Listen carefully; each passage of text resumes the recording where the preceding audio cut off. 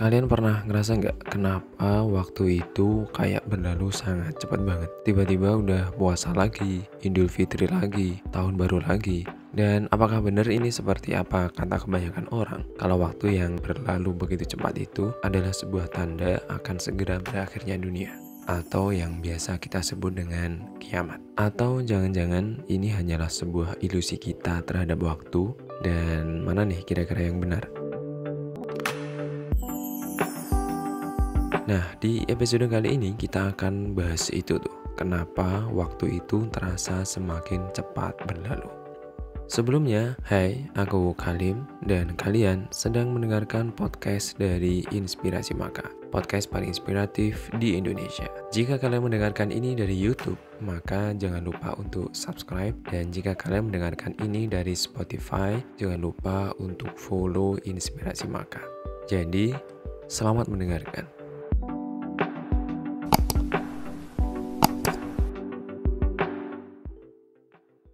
Oke, kita akan bahas satu-satu tentang pertanyaan kenapa waktu seolah berjalan semakin cepat. Apakah ini hanya ilusi atau memang waktu sedang menambah speednya dari waktu ke waktu?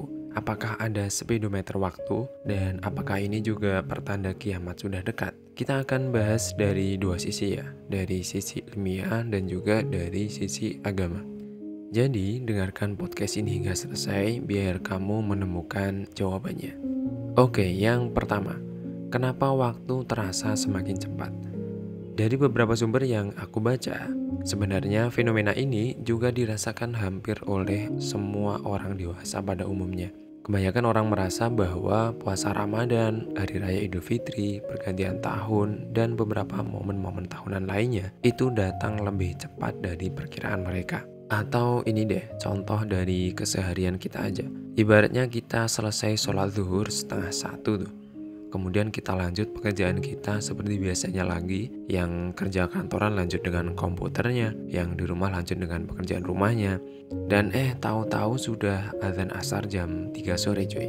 Kalian yang pada sibuk karena pekerjaan, jadi gak sempat lihat jam yang ketika dengar azan spontan pada bilang, "Loh kok udah asar aja?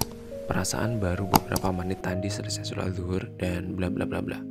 Perasaan itu sebenarnya bukan perasaan kecewa karena waktu asar tiba ya, tapi tentang perasaan kenapa waktunya berjalan sangat singkat. Yang seolah kamu baru aja melangkah, ternyata udah 3 jam lebih.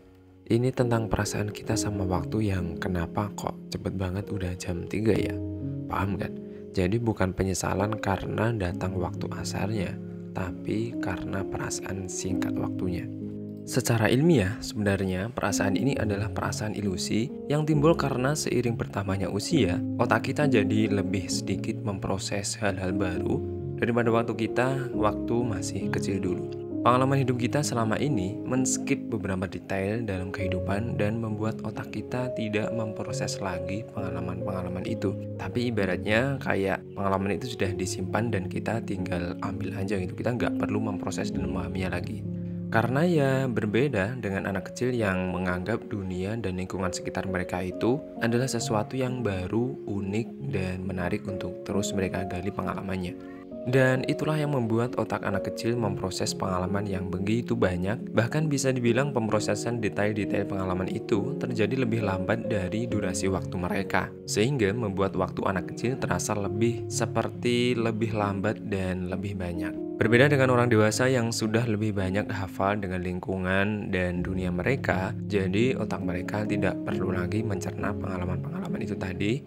Dan sebenarnya lebih ke tidak lagi memperhatikan detail-detailnya sih. Dan inilah yang membuat waktu orang dewasa terkadang terasa berlalu begitu saja.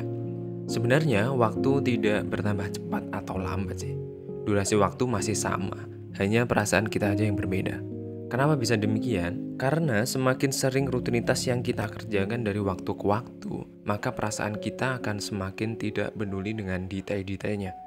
Seorang anak kecil akan merasa bahwa dia mempunyai waktu yang cukup, bahkan tergolong lama dalam menjalani hari-harinya. Karena otak anak kecil memproses banyak hal baru dari sekitarnya dan mencoba memahaminya satu persatu. Dan perasaan itulah yang kemudian mempengaruhi perasaan mereka terhadap waktu. Berbeda dengan kita sebagai orang dewasa yang telah mempunyai banyak pengalaman sehingga otak kita tidak perlu berlama-lama lagi untuk memproses sebuah informasi.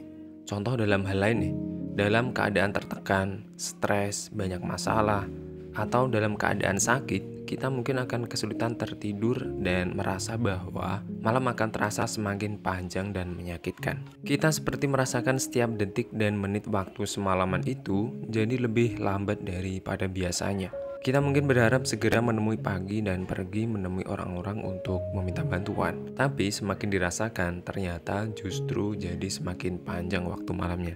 Tapi pada saat kita baik-baik aja, tubuh dan pikiran itu sedang sehat gitu ya. Mungkin kita akan kecewa jika tiba-tiba ketiduran dan tahu-tahu udah pagi.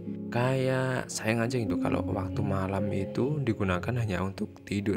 Nah, jadi ini kan berkebalikan dengan tadi ketika kamu merasa bahwa malam itu mungkin terasa lebih panjang karena tadi stres, tertekan, atau lagi punya banyak masalah.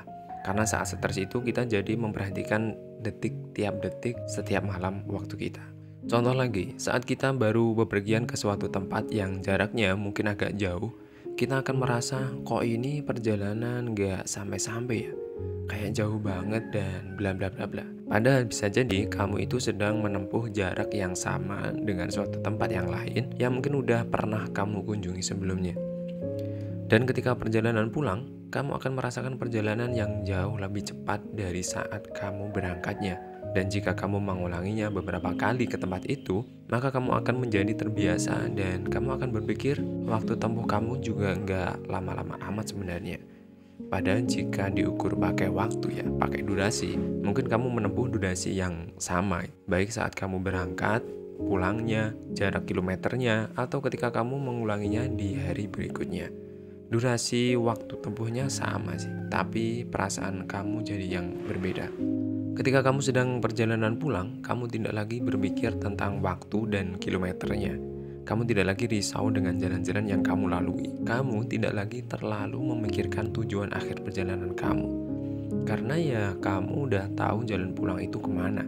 Jadilah kamu kehilangan detail-detail perjalanan saat kamu pulang. Kamu tidak lagi memperhatikan detail-detailnya.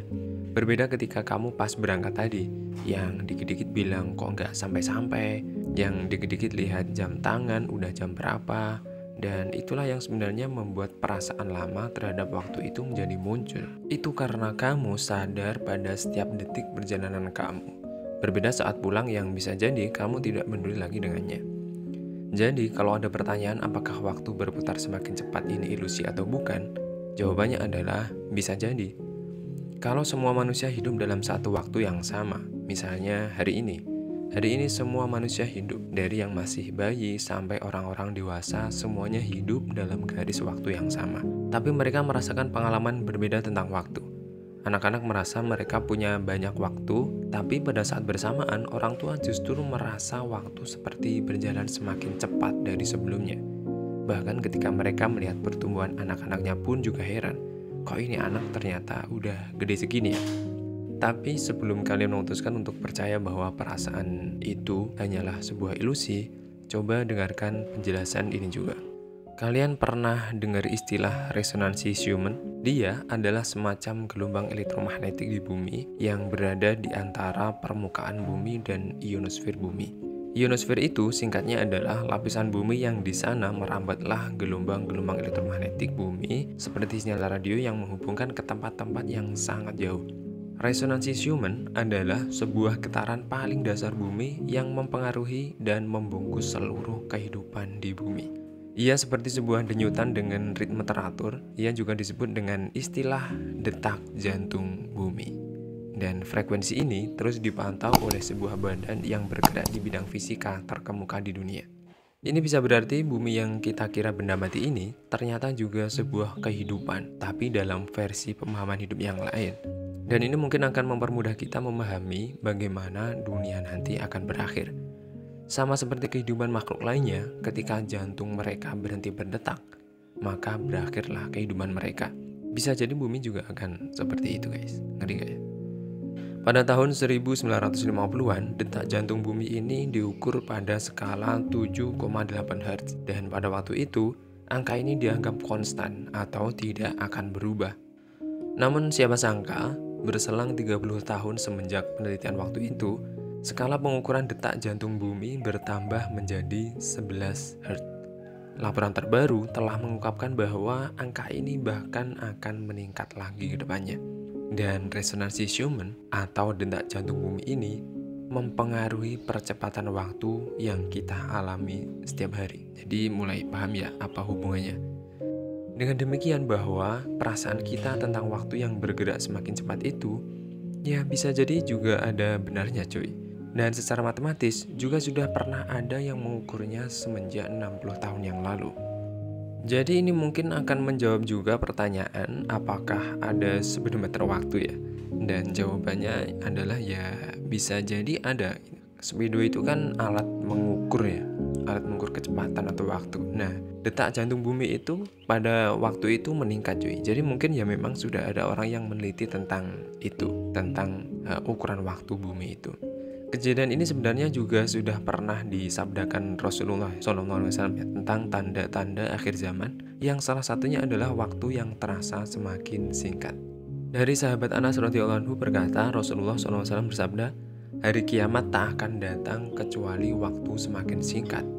Penyingkatan ini terjadi sedemikian cara seperti 1 tahun yang berlalu seperti sebulan, dan sebulan yang berlalu seperti seminggu, dan seminggu berlalu seperti 1 hari, dan 1 hari yang berlalu seperti 1 jam, dan 1 jam yang berlalu seperti secepat kilat. Hadis riwayat dari Tirmidzi.